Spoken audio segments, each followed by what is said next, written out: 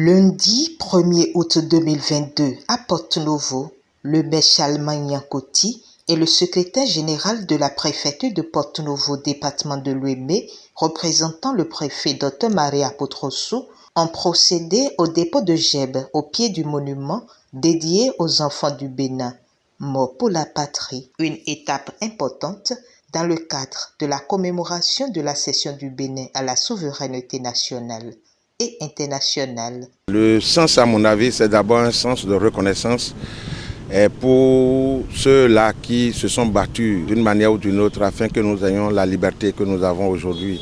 Vous n'êtes pas sans savoir que l'indépendance, ce n'est pas un chemin facile, accéder à l'indépendance. Si nous avons pu, depuis 62 ans, accéder à notre indépendance, il a fallu le sacrifice des hommes et des femmes de notre pays. Et ceux-là, c'est sûr que certains d'entre eux ont donné de leur vie pour que nous soyons libres aujourd'hui. On ne saurait commémorer une pareille fête sans vraiment nous recueillir devant leur mémoire. Et c'est ce que nous venons de faire en signe de reconnaissance à ce sacrifice qu'ils ont fait pour la nation. La délégation a ensuite mis le cap sur le boulevard du Carrefour Adibadé, lieu retenu dans la municipalité pour abriter les manifestations de cette célébration du 62e anniversaire de l'indépendance du Bénin. La revue nous permet d'apprécier la bonne tenue et l'alignement de la troupe. À la suite de la revue des troupes militaires, place fut faite au défilé militaire exécuté par la troupe de l'École nationale supérieure des armées, le personnel de la direction départementale de la police républicaine de l'Ouémé et puis le peloton de la compagnie départementale Ouémé Plateau, des sapeurs-pompiers.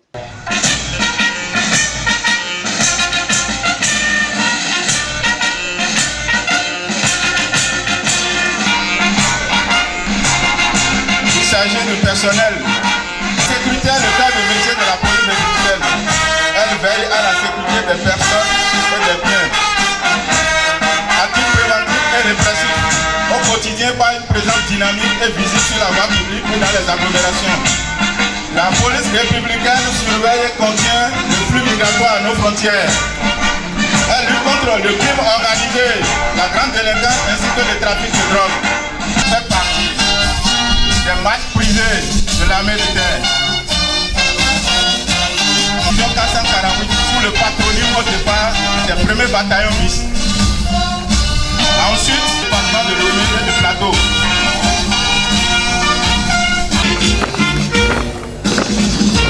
Le lion est l'emblème du premier bataillon interarmes. À présent, c'est le peloton de la compagnie départementale des sapeurs-pompiers de l'Ouémé et du Plateau. Le défilé civil succède ensuite à celui militaire.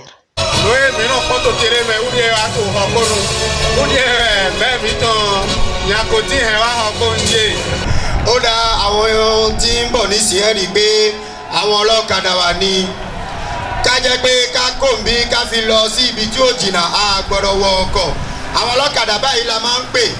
Debout pour la promotion et la beauté en avant, la beauté en avant ne périra jamais.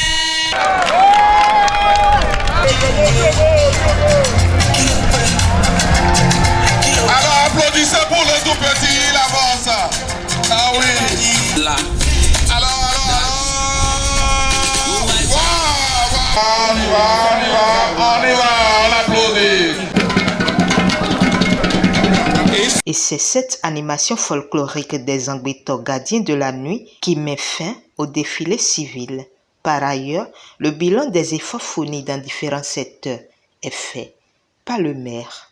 C'est le lieu de m'incliner une fois encore devant la mémoire de nos vaillants combattants qui, au prix d'énormes sacrifices et parfois de leur vie, nous ont permis aujourd'hui de vivre libres, dans la paix, et notre devoir est de préserver cette coexistence pacifique qui nous caractérise.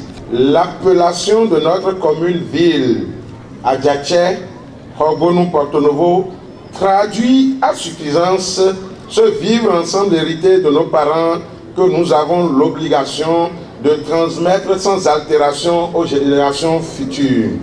Depuis 2020, à la faveur des élections municipales, la 4e mandature de notre conseil municipal s'est installée avec une vision qui s'inscrit dans la vision globale du programme d'action du gouvernement.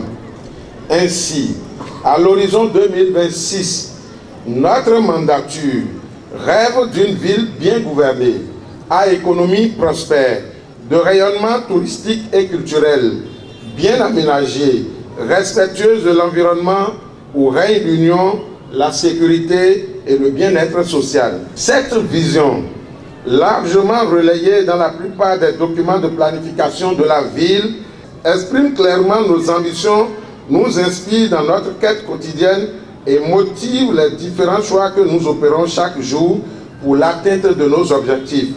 Il concerne surtout la sécurité, la mobilité urbaine, le rayonnement culturel et touristique, l'éducation et la santé, l'amélioration de notre cadre de vie, la bonne gouvernance, pour ne citer que ces pôles de développement durable. Dans toutes les grandes villes ou agglomérations, la question sécuritaire demeure une préoccupation majeure pour les dirigeants.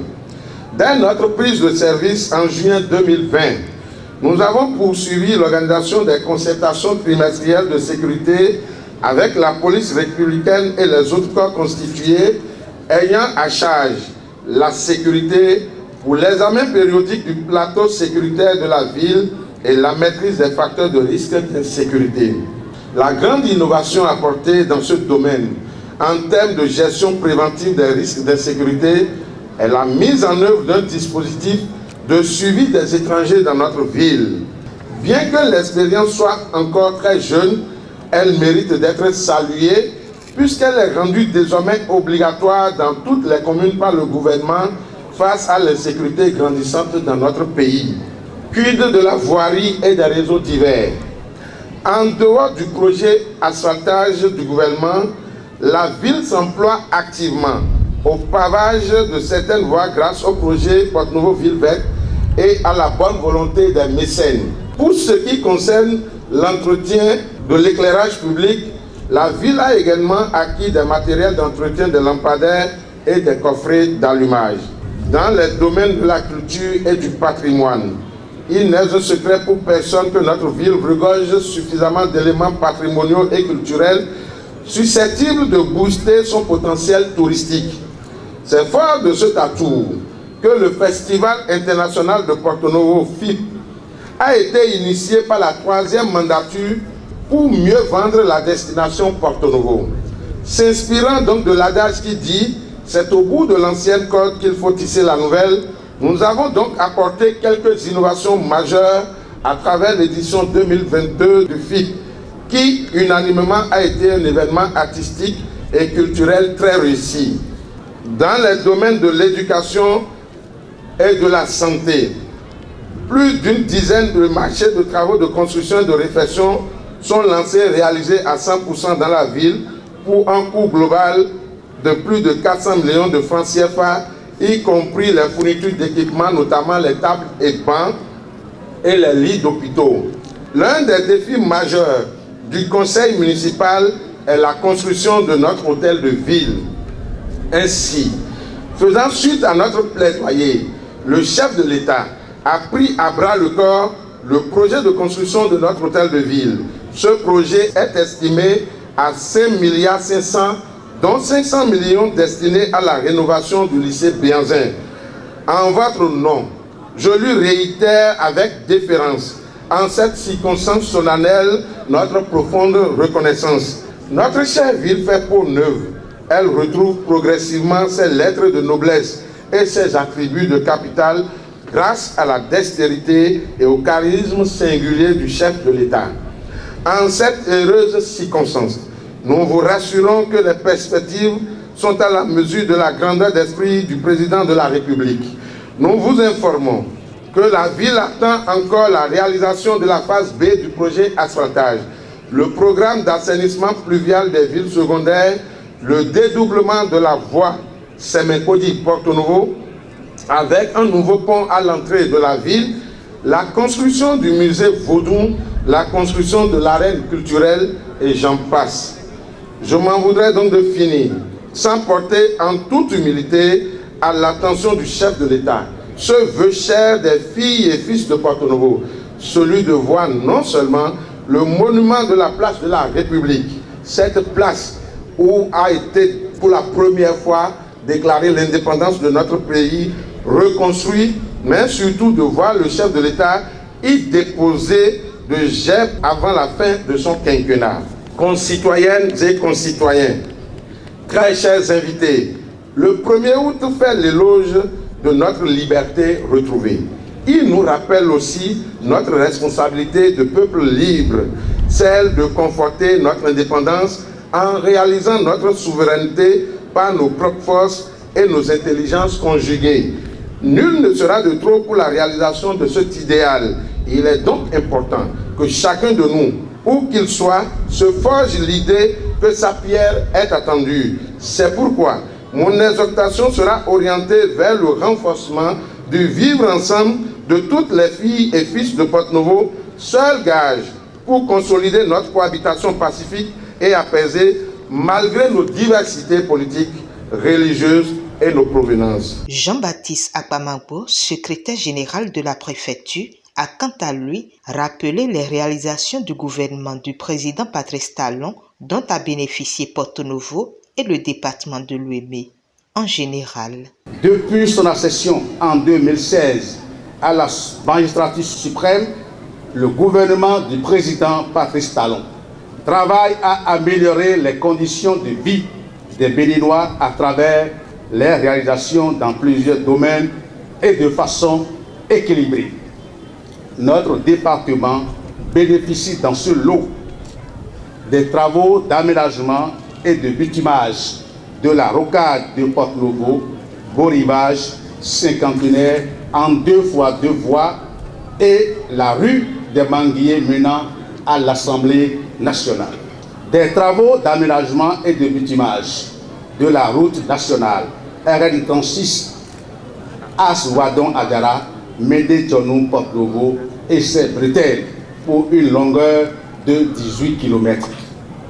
Les travaux d'aménagement et de bitumage de la route Accra-Missérété, Kobe, Obélé, frontière Nigeria, long de 66,4 km. Le dédoublement de la route Sémé-Porto-Novo, long de 10 km, et la construction d'un nouveau pont en 2x2 voies sur la lagune de Porto-Novo. La construction du nouveau siège de l'Assemblée nationale dont les travaux avancent à grands pas. La construction et l'équipement de l'unité de dialyse du centre hospitalier universitaire des départements de l'Ouémé et du Plateau. La construction et l'équipement d'une unité de scanographie au CHUD. La construction d'un bâtiment de type R+2 abritant les unités d'oncologie et des urgences pédiatriques. Le lancement et la mise en œuvre du projet Assurance pour le renforcement du capital humain, H dans son volet Assurance maladie dans la commune d'Avrancourt. La construction des marchés modernes de Avangbo et de Wando. Du démarrage imminent des travaux de construction de la cité administrative. Du démarrage des travaux de construction des logements sociaux de la ville de Porto-Novo à Wando, derrière le centre Songhai. De la construction de 2 stades omnisports dans les communes d'Adjoum et d'Avrancourt. De la réception imminente des bâtiments du lycée Béanzé. Mesdames et messieurs, au regard des lourds investissements consentis par le gouvernement, j'invite la population à jouer sa partition pour la préservation de ces infrastructures qui font aujourd'hui la fierté de tous les Porto-Noviens. Du haut de cette tribune, j'exprime au chef de l'État et à son gouvernement la gratitude de la population du département de l'Ouémé. Je ne saurais terminer sans lancer un appel vibrant à la population que j'invite à développer dorénavant des comportements citoyens, à savoir le respect des feux tricolores, des couloirs de circulation, le port obligatoire de masques, pour ne citer que ceux-là. Ceci faciliterait la tâche aux braves policiers républicains déployés quotidiennement sur nos différents axes routiers. Je souhaite à chacun et à tous une très belle fête de l'indépendance dans l'ordre et la discipline. Notifions que cette célébration intervient après 2 années de sevrage dues à la pandémie de la COVID-19. Cette commémoration du 62e anniversaire de l'indépendance du Bénin a pris fin dans une ambiance conviviale et la population a été invitée à se déplacer vers le stade Charles de Gaulle de Porto-Novo pour suivre dans l'après-midi le match de l'indépendance.